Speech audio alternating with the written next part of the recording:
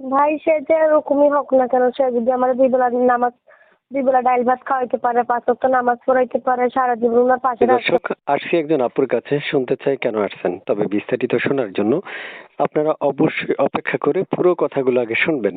তারপর উনি কেন তার ব্যক্তিগত নাম্বারটা দিছেন কথা বলার জন্য, তা বিস্তারিত তথ্য শোনার পর বুঝতে পারবেন। আসসালামু আলাইকুম আপু। ওয়ালাইকুম সালাম ভাইয়া, আসসালামু আলাইকুম।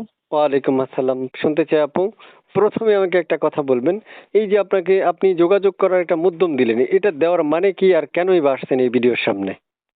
ভাই এটা দেওয়ার মানে আপনারা তো জানেনই কি কষ্ট পাই আর দুঃখ পাই আসলাম।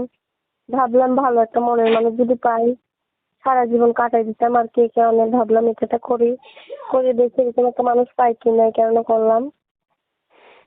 তা আপু, শুনতে চাচ্ছি, এই নাম্বারটা কি আপনার? হ্যাঁ, এই নাম্বারটা আমার। আপুর বাসায় কে কে আছে? বাসায় ভাই মা আছে, ছোট একটা বোন আছে। প্রিয় দর্শক, শুনতে পেরেছেন এক এক করে কয়েকটা প্রশ্নের উত্তর। অবশ্যই অপেক্ষা করুন, আমি আরো তথ্যগুলো আপনাদের মাঝে শেয়ার করার চেষ্টা করব।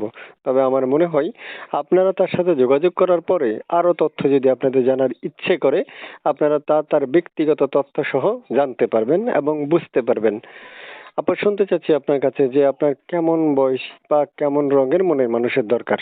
ভাই সে যে এরকমই হোক না কেন, সে যদি আমার দুই বেলা ডাইল ভাত খাওয়াইতে পারে, 5 ওয়াক্ত নামাজ পড়াইতে পারে, সারা জীবন ওনার পাশে রাখতে, জীবন সঙ্গী করতে পারে, তাহলে সে যেরকমই হোক না কেন আমার কোনো সমস্যা নেই। এই নাম্বারটা কার বলছেন আপনার? হ্যাঁ, এই নাম্বারটা আমার। ইমো আছে? না ভাই, এই হোয়াটসঅ্যাপ আমি ব্যবহার করি না। আচ্ছা। প্রিয় দর্শক, শুনতে পেরেছেন আপনারা। আমি জানি আপনাদের আরো অনেক প্রশ্নের প্রয়োজন, আপনারা অবশ্যই তার সাথে কথা বলতে পারবেন। যে আপু, শুনতে চাই আপনার মুখে যে আপনি কোথায়, মানে আপনাকে যদি কেউ অপেক্ষা করতে বলে, করবেন?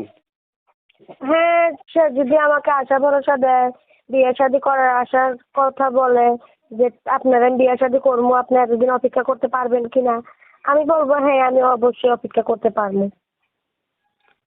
আচ্ছা আচ্ছা আচ্ছা। আপু, আমি একটা ছবি পেয়েছিলাম, ছবিটা কার?